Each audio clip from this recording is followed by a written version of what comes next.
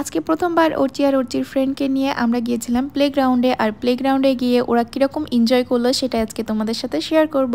So hello everyone and again welcome back to our daily blog. প্লেগ্রাউন্ডে হচ্ছে 2 বছর থেকে বাচ্চাদেরকে অ্যালাউ করে, আর অর্চি আর অর্চির ফ্রেন্ডের 2 বছর পূর্ণ হয়ে গিয়েছে। তো ভাবলাম যে এবার ওদেরকে প্লেগ্রাউন্ডে নিয়ে যাওয়াই যায়। প্রথমে ঢুকেই সব কিছু দেখে অর্চি ভীষণ ভয় পেয়ে গিয়েছিল, কিন্তু শেষের দিকে ও আর ওখান থেকে আসতেই চাচ্ছিল না। দুজন মিলে ভীষণ আনন্দ করেছে। দাঁড়াও দাঁড়াও, হাত দিও না কিন্তু। এখানে দাঁড়াও, এখানে দাঁড়াও, ছবি উঠিয়ে দিই। দাঁড়াও দাঁড়াও, উঠে দাঁড়াও, তুমি উঠে দাঁড়াও। এদের দুজনের কাণ্ড কারখানা দেখে আমরা আজকে পুরো হাসতে হাসতে শেষ হয়ে গিয়েছি। আরেকটা কথা, অর্চি কিন্তু মেয়ে, ও কিন্তু ছেলে না। ছেলেদের ড্রেস পরেছে, কেউ আবার ওকে ছেলে ভেবে ভুল করবেন না। মামা বলো, বল তুমি। ওই ভেতরে গেলে বল পাবা। আমরা ওখানে গিয়েছিলাম হচ্ছে দুপুরের দিকে, কারণ দুপুরের দিকে ভিড়টা একটু কম হয়। আর অর্চি আর অর্চির ফ্রেন্ড অর্ণা, ওরা দুইজনই হচ্ছে লোকজন দেখলে একটু ঘাবড়ে যায়। তার জন্যই ভাবলাম যে দুপুরের দিকে নিয়ে যাই, তাহলে ওরা নিজেদের মতো একটু খেলা করতে পারবে। আরে ভাও না এগুলো।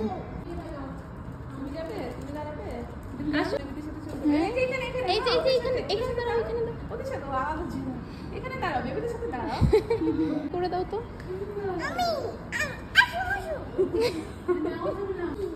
ডাইসি হাম্বা, হ্যাঁ হাম্বা।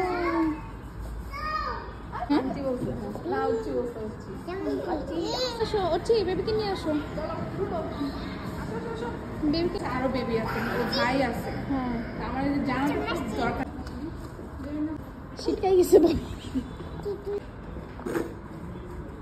প্রথম দিকে ওরা দুজনই অনেক ভয় পাচ্ছিল, কিন্তু চলে আসার আগ দিয়ে ওরা দুজন এত মজা করছিল যে ওখান থেকে আসতেই চাচ্ছিল না। যাও যাও।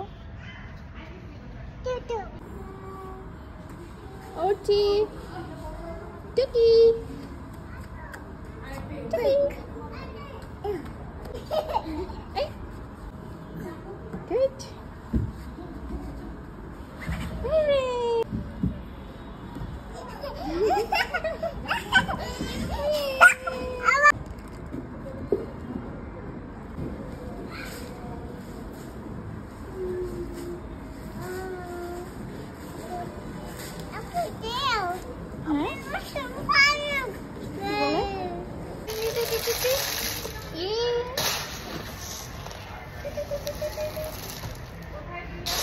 ওদের সাথে থাকতে থাকতে আমিও ছেলে মানুষই শুরু করে দিয়েছি। আমার কেন জানি খুব ছোটবেলার কথা মনে পড়ে যাচ্ছিল। আমরা যখন গ্রামে ছিলাম তখন বিকেল হলেই আমার সব ফ্রেন্ডরা চলে আসতো আমাদের বাড়িতে খেলা করার জন্য। আমাদের বাড়িতে অনেক বড় একটা উঠান ছিল, ওখানে আমরা সব ফ্রেন্ডরা মিলে দৌড়াদৌড়ি কত খেলা করেছি। আর এখন আমাদের বাচ্চা কাচ্চাদের প্লেগ্রাউন্ডে আনতে হচ্ছে খেলা করানোর জন্য। এগুলো ভেবে আমার ভীষণ মনটা খারাপ হচ্ছিল।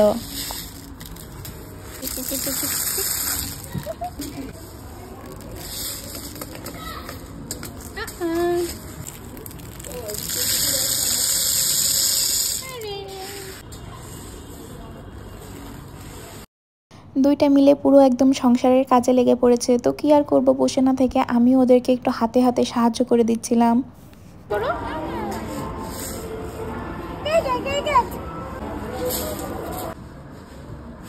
আমি ভিডিও করতে পারলাম না।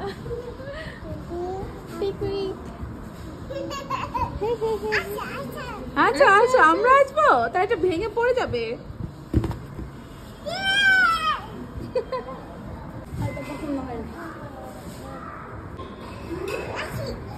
নাচি নাচি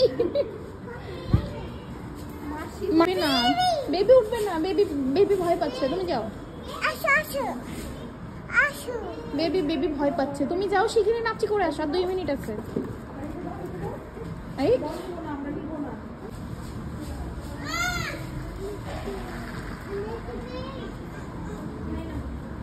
খেলাধুলা শেষ, এবার আমরা চলে এসেছি লাঞ্চ করার জন্য। যেহেতু আমরা দুপুরবেলা বের হয়েছি, আমরা কেউই খাওয়া দাওয়া করে যাইনি বাসা থেকে।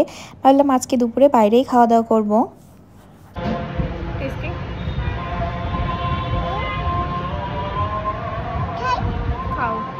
আর এই যে অর্চি ও অনেকক্ষণ ধরে আমার কাছে আইসক্রিম খেতে যাচ্ছিল, কিন্তু আশেপাশে কোথাও আইসক্রিমের দোকান পেলাম না, যার কারণে ওকে একটা দই কিনে দিয়েছি। আর ও হচ্ছে এটাকে আইসক্রিম ভেবে খুশি মনে খেয়ে নিল। আজকে আমরা খাওয়া দাওয়া করার জন্য চলে এসেছিলাম হেবাঙে। অনেক দিন হয়ে গেল হেবাঙের খাবারগুলো ট্রাই করা হয় না, তো আজকে যেহেতু দুপুরবেলা বের হয়েছি ভাবলাম যে আজকে হেবাং থেকে খাওয়া দাওয়া করে তারপরে বাসায় ফিরবো। আর এখানে আসলে তো খাবার পেতে অনেক লেট হয়, আমরা প্রায় 40 মিনিট মতো খাবারের অর্ডার দিয়ে বসেছিলাম, তারপরে অবশেষে আমাদের খাবারটা সার্ভ করে দিল।